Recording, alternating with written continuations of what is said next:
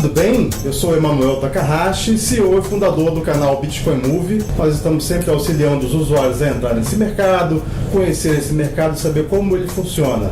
Não é mercado para qualquer um, então se você busca informação, conheça a Bitcoin Move. Antes de começar o vídeo, eu vou pedir a você para compartilhar esse conteúdo, assinar o canal e clicar no sininho aí embaixo para ativar as notificações, tá bom?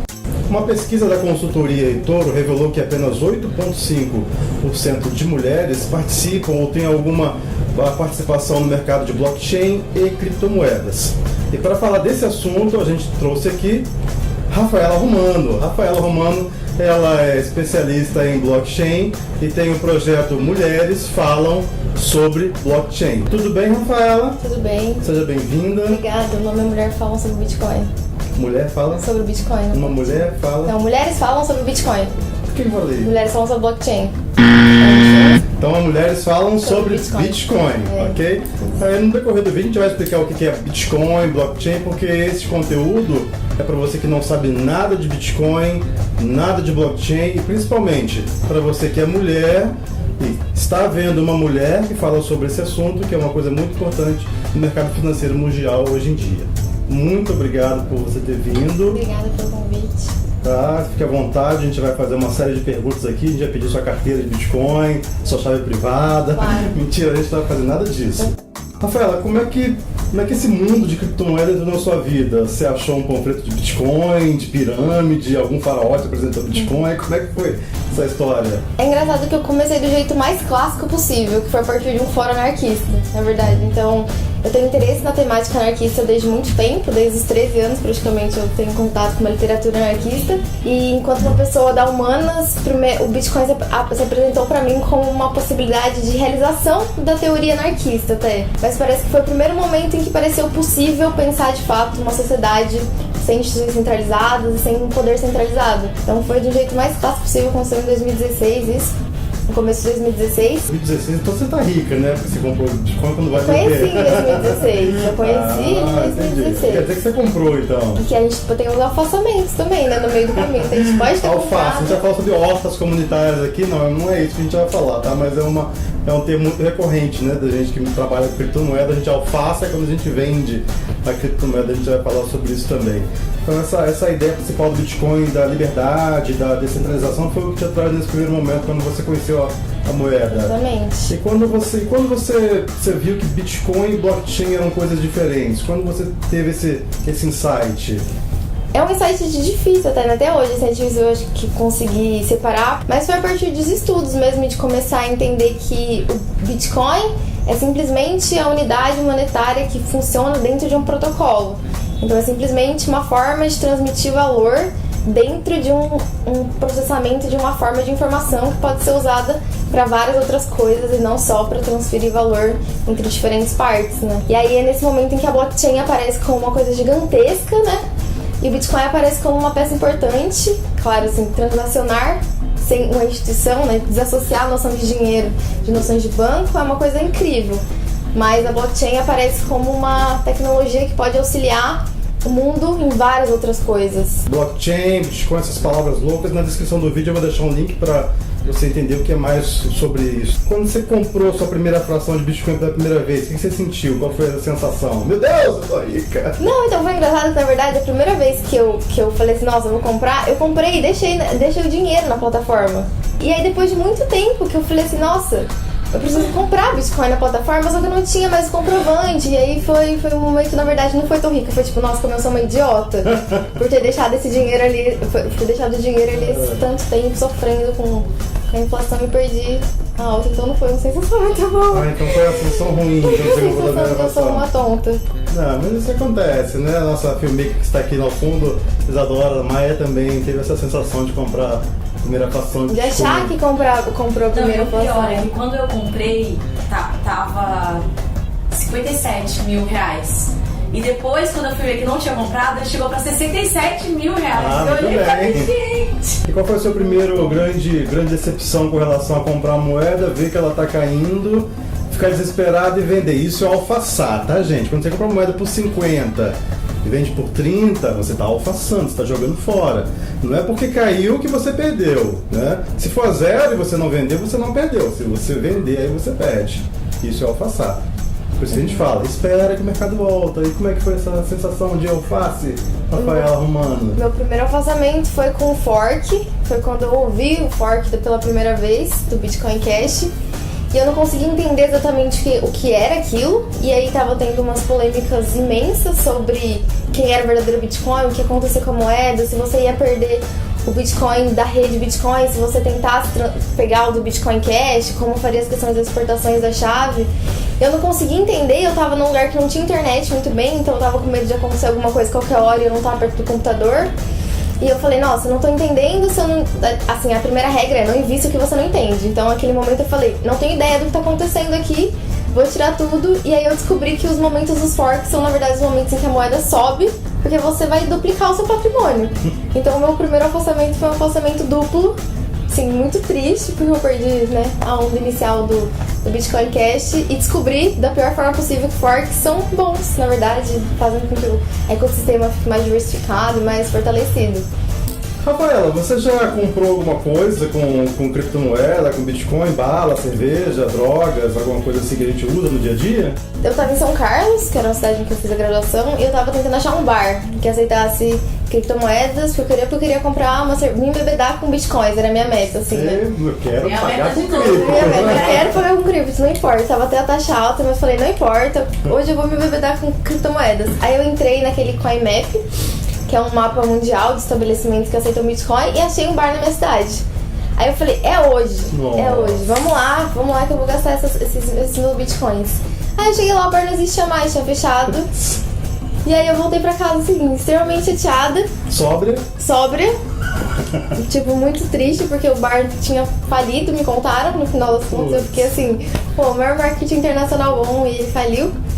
E aí eu tô tentando agora ir nessa... Tem um Alif, sabe? É uma rede de bars aqui em São Paulo que aceita. Tô tentando ir, mas eu ainda não fui. Tentei comprar pelo Open Bazaar também, que é uma iniciativa bem legal, de um marketplace descentralizado, distribuído, peer-to-peer também. Foi bem interessante, mas aí eu não comprei nada. Não comprou nada. Não. No Brasil ainda... Eu aceito, já vendi coisas. No Brasil ainda a adoção é muito pequena, né, com relação ao comércio, assim. Então eu entendo bem, né? No grupo do Bitcoin Brasil a gente sempre vê umas pessoas vendendo açaí, por exemplo, pipoca, isso é verdade. assim. A rede blockchain, que é a rede que sustenta o Bitcoin, o que essa rede representa para você? Como você vê a blockchain na sua vida, na vida de todos nós, na vida mundial? No primeiro momento, eu acho que é importante, assim, pra mim, ela foi a possibilidade de conseguir abstrair a noção de dinheiro de concepções como banco e de concepções como governo, ideias como horário para fazer transação ou limite de transação. Então, pra mim, a primeira coisa que o Bitcoin possibilitou foi pensar um mundo descentralizado mesmo, que é exatamente essa possibilidade das pessoas fazerem o que elas quiserem com os fundos delas, tendo extrema responsabilidade sobre o que elas fazem. Porque é isso, assim, ao mesmo tempo que a gente tem total liberdade para transacionar para quem quiser, com a quantidade que quiser, em qualquer lugar do mundo, ninguém no mundo vai ajudar a gente se a gente perder a nossa chave privada. Então ele possibilita uma forma de pensamento sobre responsabilidade, sobre liberdade, que antes não era possível a gente pensar com um banco, por exemplo. E aí no segundo momento é a ideia de que a gente pode expandir essa concepção não só para dinheiro, mas como multi-iniciativa. Por exemplo, rastreamento das roupas em relação ao trabalho escravo, rastreamento da alimentação em relação aos animais que estão em determinado lugar e as condições dele, de onde de fato eles vêm, de onde eles não vêm. A questão da transparência em relação às leis, aos votos. Que a grande palavra mesmo é descentralização, né? Se você pega as gerações passadas, quando as crianças nasciam, os pais já tinham preocupação de abrir uma poupança, que é atrelada a um banco, que tem taxa. Exatamente. Então, né, as gerações passadas já estão muito homogêneas nesse negócio de que tem que ter uma conta no banco, que tem que ter um cartão e você acaba tendo que pagar taxas a uma entidade centralizadora, né? Tem uma piada bem interessante do Andrés Antonopoulos, que ele fala que quero ver eu explicar para as próximas gerações de crianças o que significa um dia útil. Fala assim, só vai cair depois do dia útil, espera o próximo dia útil, sabe? Exatamente pra pensar assim, ou falar pra uma criança, você não pode abrir uma conta porque você tem 16 anos. E todas essas noções são extremamente ultrapassadas. Exatamente. Obsoletas com a blockchain, né? Sua próxima pergunta tem relação total com o assunto que a gente veio tratar, né? Que é mulheres e blockchain. Então, para isso, eu vou ceder meu espaço para a nossa filmmaker, Isadora Maia, que ela vai conduzir a próxima pergunta, então, ok? Oi gente, tudo bem? Vamos falar um pouco sobre as meninas no Bitcoin. Então, pergunta pra Rafaela. Quando olhamos o cenário blockchain, percebemos que os homens são a grande maioria. Como você vê esse cenário? Como podemos mudar isso, né, na verdade?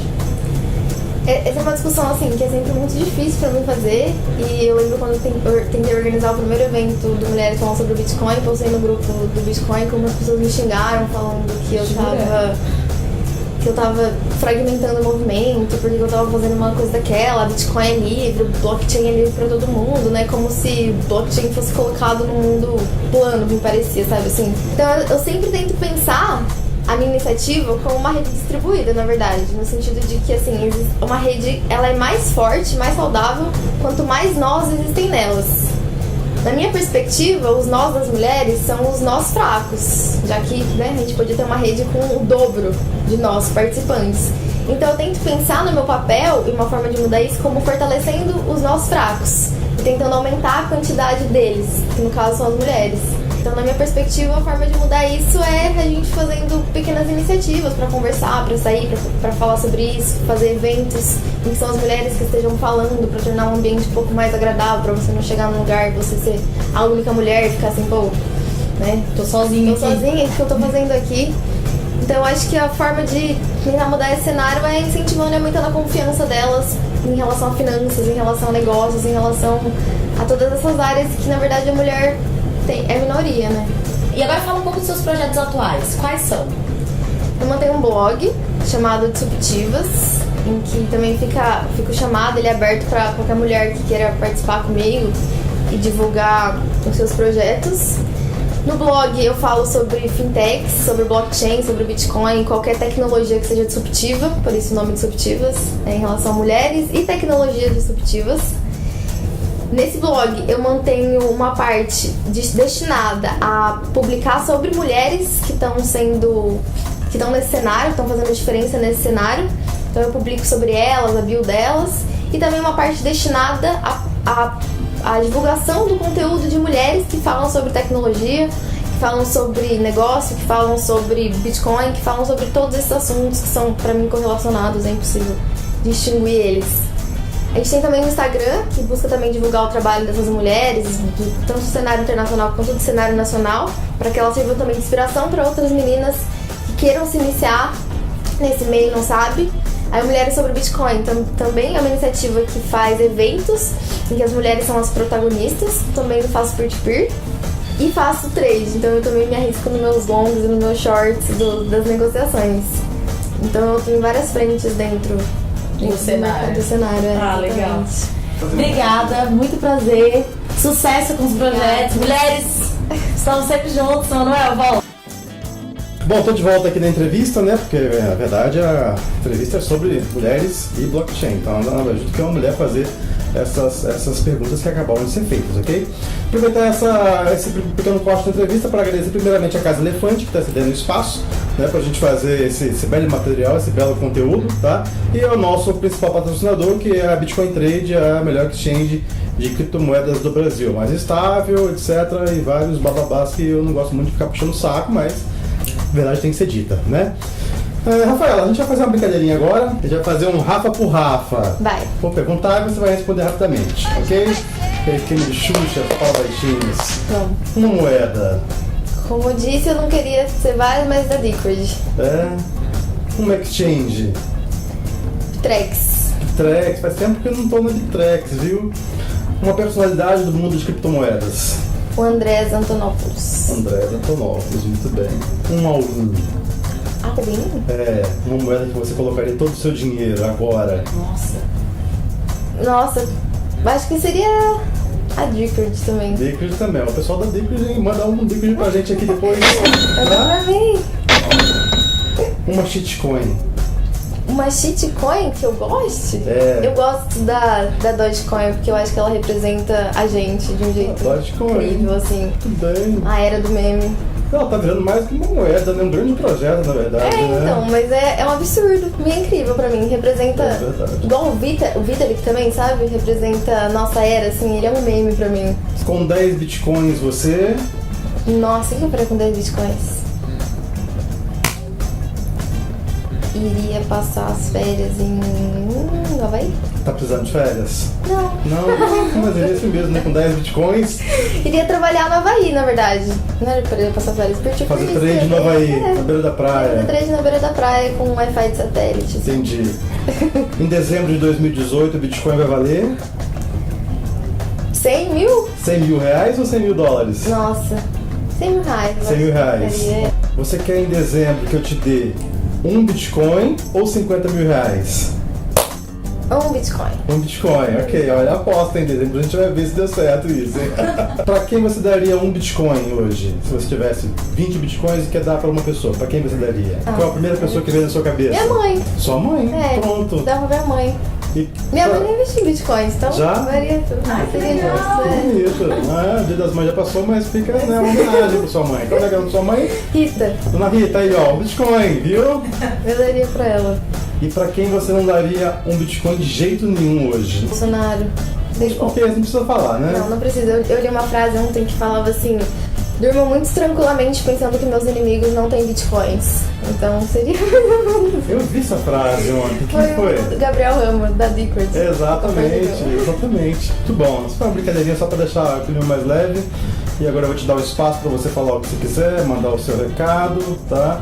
E agradecer muito a sua participação aqui nessa entrevista pra gente gerar um conteúdo que seja de qualidade pra comunidade, tá bom? O espaço é seu. Tem uma frase que eu gosto muito de uma moça que chama Alexia, que fala: mulheres, considerem um blockchain, caso contrário os homens vão acumular toda a riqueza de novo.